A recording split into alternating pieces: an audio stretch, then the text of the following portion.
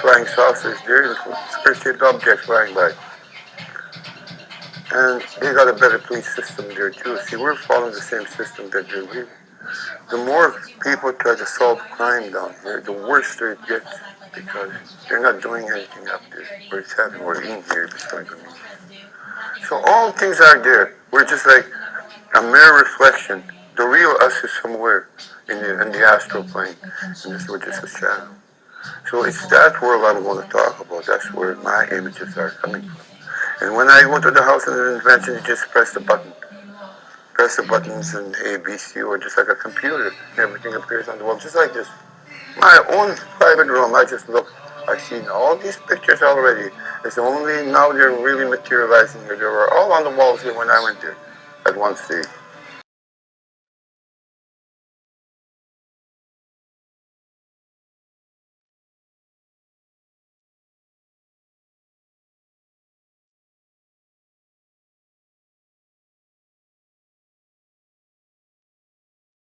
When Norval and I first met at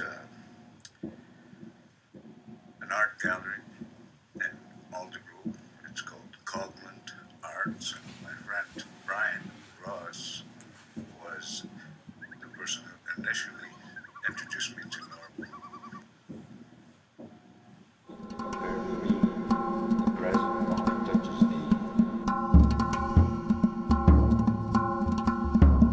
I first met Norval Morrisseau in 1989 in the fall when I was traveling from the Queen Charlotte Islands down to Vancouver and then to Amsterdam.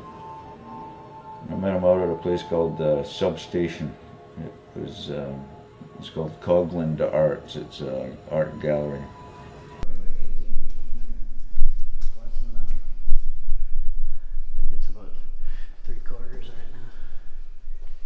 And the same kind of price around this one? No, that one's way more. How much? 50. 50. That one was in. I've that seen was it. in the show in Ottawa. Oh, it was, right? And this one? That one, I think it's 25. So in the same kind of range as that. It's just a bit bigger than this one. And these ones you have to like tag the price on them? Because like I might be able to sell like that one. No, I don't have a price on it. Because it seems a shame. It's such a beautiful image. Oh yeah, they need to be. I love the bear, man. They need to be fixed. He was the bear. Norval was the bear. Absolutely. I met the bear more than once. In the morning as you woke him up. My name is Brian Ross. I run a gallery studio in Aldergrove, British Columbia. I met Norval in 1987 when he was living in a dorm room at UBC. A friend told me about him and took me to visit him. And I got to his dorm room, and it was a really small room. One of the smallest dorm rooms there is, barely big enough for a bed. But the whole room was full of paintings, stacked up against the wall and everything, right? And he had them all laid out, working on different ones. We talked for a while, and he told me what he was doing, and I ended up getting a couple of paintings from him. One of the things he told me is he's looking for a place to live where he could work. And just at that time, I was, myself and a couple other artists were acquiring this property in Aldergrove, British Columbia, that had a house on it that was empty that he could rent. So in short order, he came and he was living here. He lived at Cogland Art for about 2.5 years. 1987 to 1990. And what happened was I was moving some wood from the Queen Charlotte's to make guitars with. Taking the wood from a trailer and putting it into a container. And I met a guy who was around the building, and his name was Gabe Vadas. He was like young guy, and he needed some work, and he lived in a little shack on the building. That we were able to do this. So Norval made that very aware to me, that we created this, and because we created this, that I'm deserving of all of it. Whether people like it or not, it doesn't matter. I had to go. Supposing I consider myself as a spiritual psychologist, I'm studying the two-legged animal. It would be very hard for me to say, oh, maybe you're sick. And how much people would come up to me and say, well, I am sick and I need a feather so I could feel better. But those that are really in need of that, what I mean sick is, it's these blocks that are here in our heads. It's like aberrations of the mind. It could be anything. So these blocks are like this, and with general society, they all close. It's very little bit going through. So when you're with these pictures, for that brief moment, people say, "Oh, this is not a nice picture." Suddenly, this thing opens for a minute, for a brief second. That's one moment in eternity. Flash back. And then your soul, no, not my soul or anybody else. Your soul, his soul. It's only a soul member now reflecting to the mind out here and saying, "Yeah, there is a place like that." So if some people maybe they will never know what changes the course of their lives. It was by simply looking at that painting. So this is what I'm trying to say to all my followers. Always be the cause. The same property as this building called the art gallery. One day, while we were working, this other guy came out, and he sat down, and he was sitting there drinking a beer. His name is Norval Morrisseau, and he's a painter. Right? He was a painter. He's passed away now.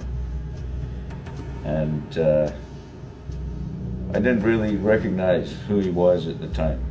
I had seen his art before, but I never put it together. This guy was that art.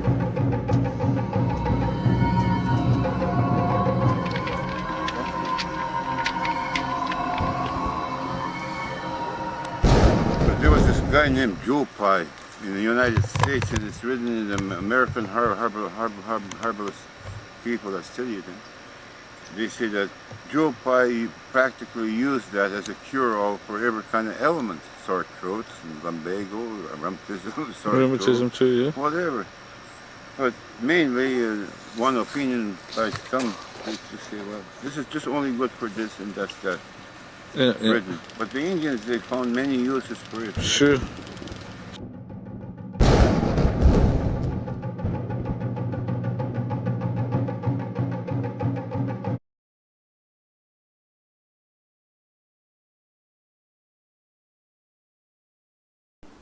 From the Thunder Bay area in the Great Lakes, Algonquin. Norval was born in the 30s in the Depression. Him and his younger brother, they were brought up by their grandfather, who was a hunter-gatherer. He had a trap line outside of Beardmore, and he would hunt beaver, and this is what the early days of Mr. Morrisseau's life were. He was taught by his grandfather the traditional ways of the Ojibwe people. His grandfather was a sixth generation speaking shaman of the Ojibwe nation, and he taught Norval the legends of his people. The speaking shaman would remember and pass along the stories from the ancestors. Now, as Norval grew and his society changed, primarily due to the alcohol and trauma of the First Nations people of North America, and he looked around and he saw that the stories of his people were being lost, that passing along of the story from the grandfather to the grandson was being interrupted, and he began to gather these stories and depict them in his unique art style called woodland art. Now, he was not a trained painter, and when he was discovered, they presented him as an outsider artist. And I believe that this had something to do with his initial success in Toronto when he was introduced to the marketplace by Jack Pollock. That this Picasso of the North Country had learned how to produce these iconic images, and he had done it by himself. Now, this is unique in that Norval had very few influences as a child growing up. One of the things he did have, though, he had contact with comic books, and in these comic books, the First Nations were always depicted as bad guys, the enemy in reality. And what he, in his mind at the time, began to do was to depict us not, or to depict the First Nations not as the enemy, but as the heroes. And I think throughout all of his art, he has painted heroes in many ways. And the characters and the depictions of Thunderbirds and the bears and all of these characters, there are hero characters. And I think this is an important aspect of Norval's work. Now, what I intend to do with this particular project is to look into the problems that have arisen in the marketplace due to a large influx of forgery paintings that were introduced to the Canadian market and have been circulating for many, many years. Not just in Canada, in other parts of the world also. I recently came in contact with one of these images on a website of the Sotheby's auction house. It was sold in Toronto at an auction in 2011. It was the last time that Sotheby's have allowed a Morrisseau painting to be sold at any of their auction houses, and that in itself says something to me. I communicated with them and asked them if there was some way that they would or could allow one of their experts to take a look at this problem that we have with Morrisseau's imagery and make a definitive scientific method by which we could tell whether Norval painted it or it was painted by someone else. I believe that it may cost money to do that, and that Sotheby's is not willing to pay any kind of money. So it's just in fact, they inform me that his work is worth dealing with as far as they're concerned.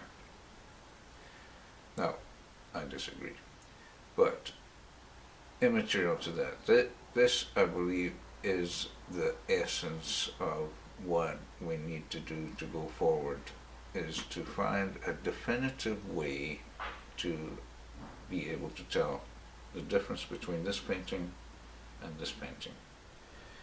Every artist, regardless of who they have signature methods by which they produce their work. and the forger or forgers are just the same. Not after our initial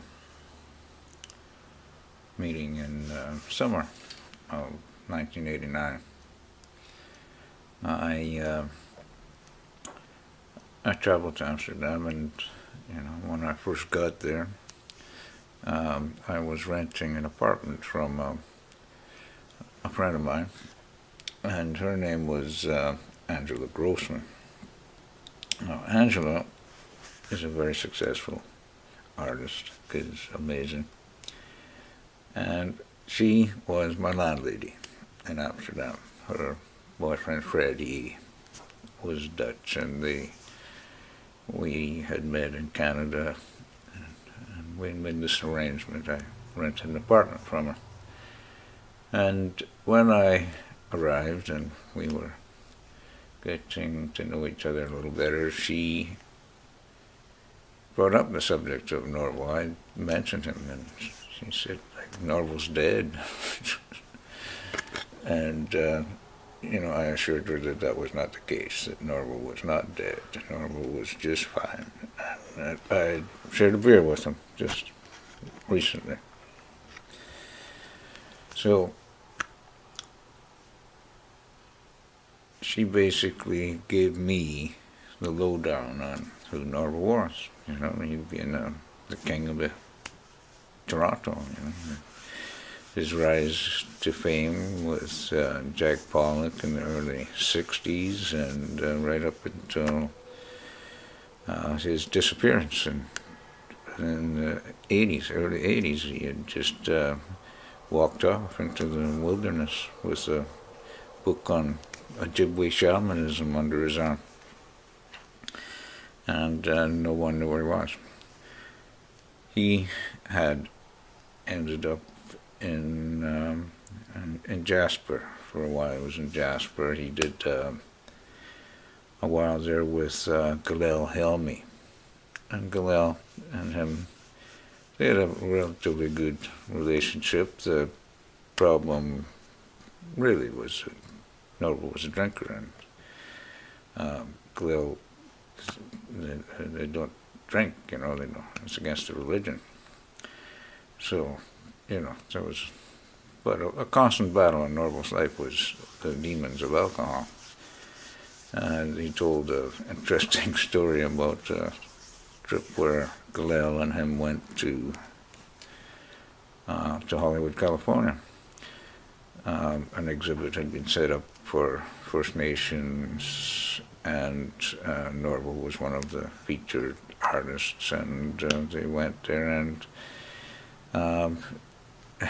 in some crazy drunken buffoonery, Norval had traded a very expensive watch to some guy at the bar for half a beer, and caused quite a kerfuffle. When Norval wanted to drink, he wanted to drink. But after Galel and him departed ways, he really went on the downslide into the Vancouver homeless scene. He was living in the bush, and that's when he ran into Gabe. Gabe and him hooked up on the street. I heard the story from both Gabe and from Norval, and it was basically Gabe's down in some undercover under some stairs, and Norval walks by and sees him and say hello. Like instant communication, and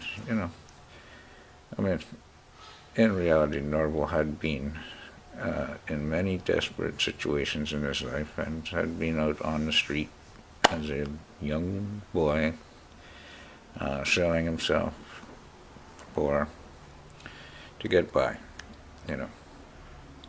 and with drugs and alcohol all interlaid on this drama. He harkens back to the private schools, molestation, beatings,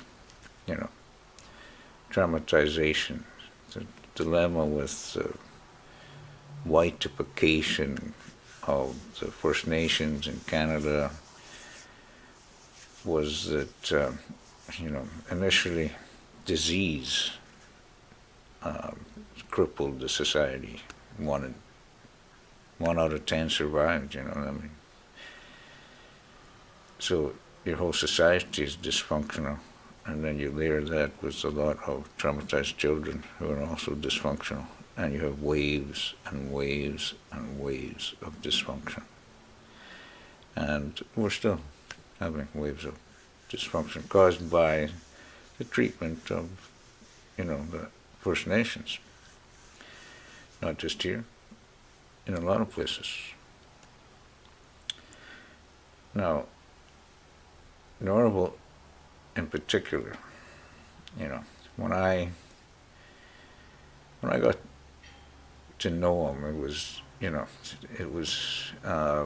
it took a minute, because at first he's very suspicious of white guys. That was one of the lines from his grandfather: never trust a white man. His dilemma with that is that he was an intellectual, and certainly he didn't have the education in school, but in life he did. He met and he learned a lot of stuff, and he read extensively, in particular on Ojibwe shamanism. His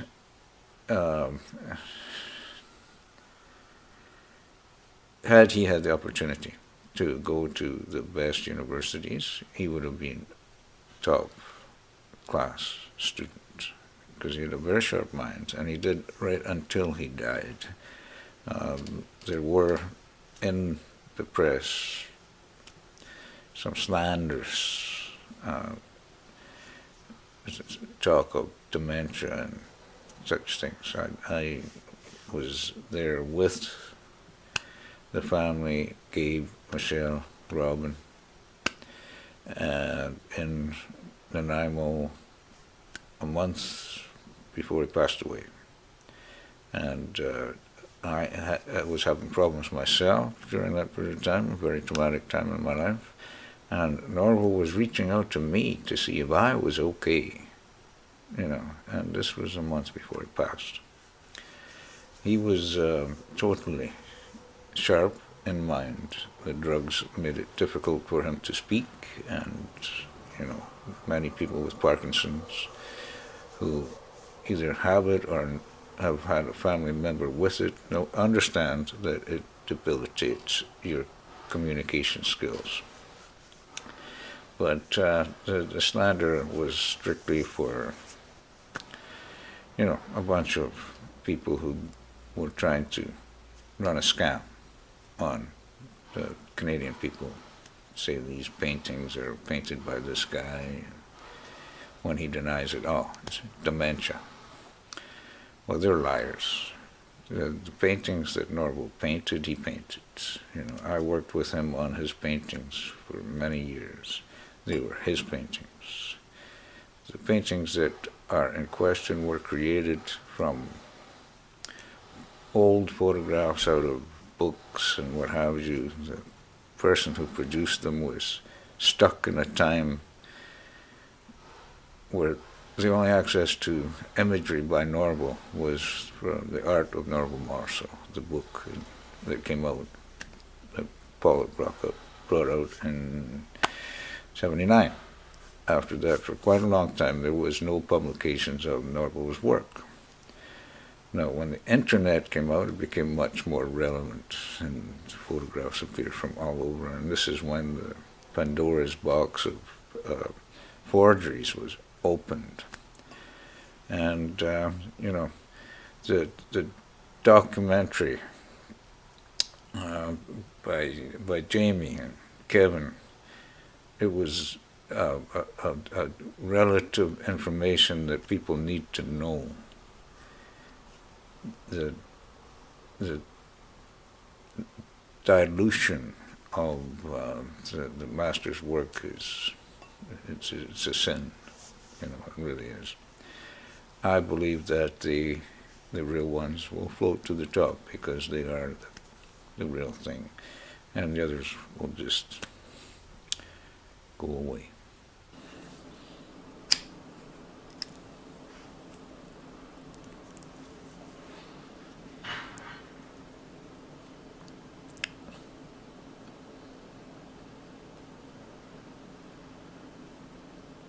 Yeah. So I'm in Amsterdam, and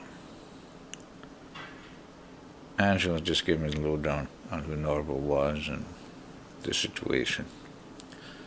And it turns out that they're having this gig down in Paris. That's what the whole thing that Norval was preparing for.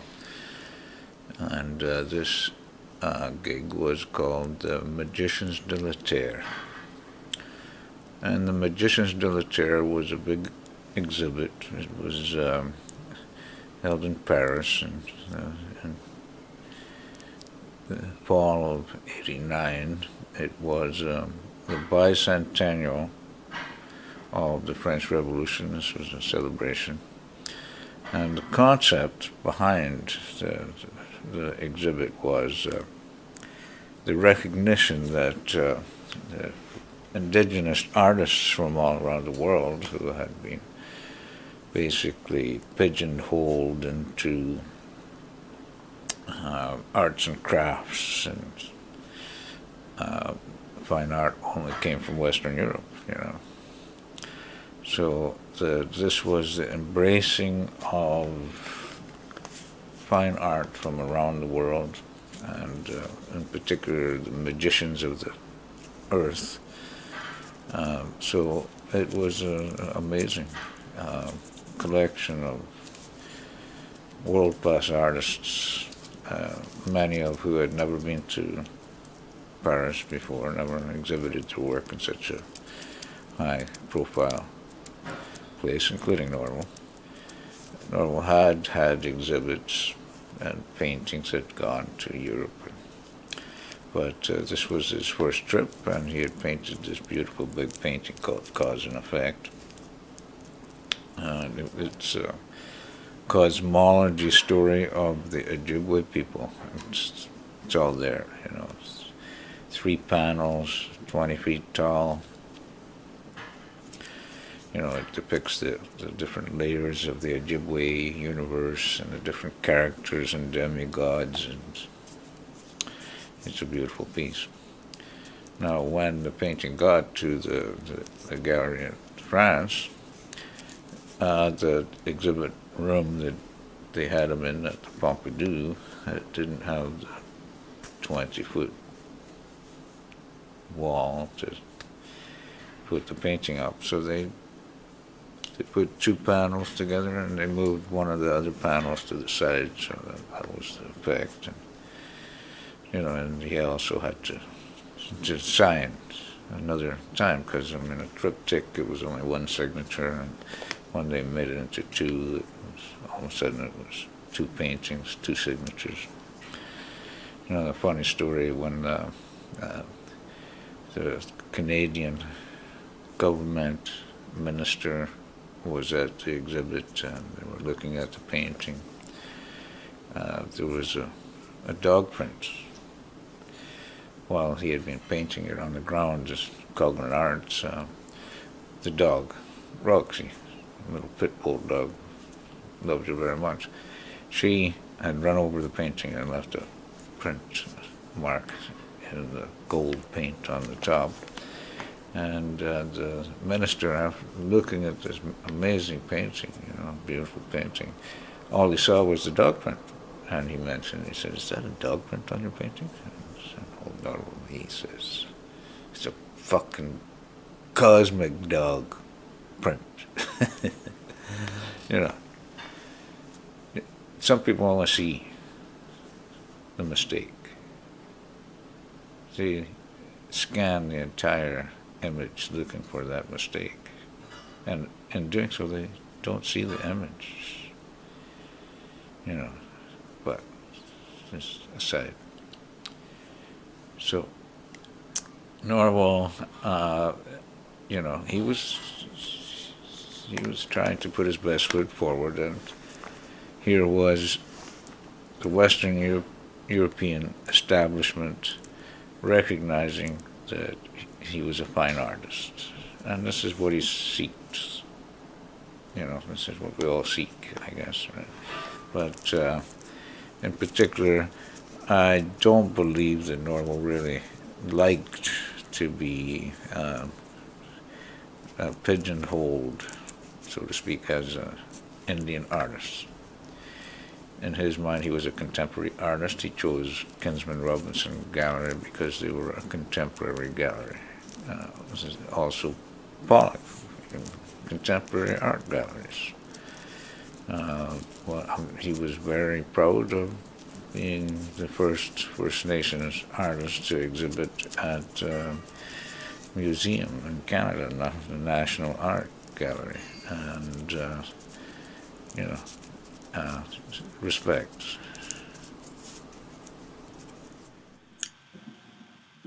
According to Carlos Castaneda and Don Juan, that kind of storyline, shamanism is in some way, shape, or form some kind of magic. But I'm not sure that that's how I would define it. The best way, I think, is to think of it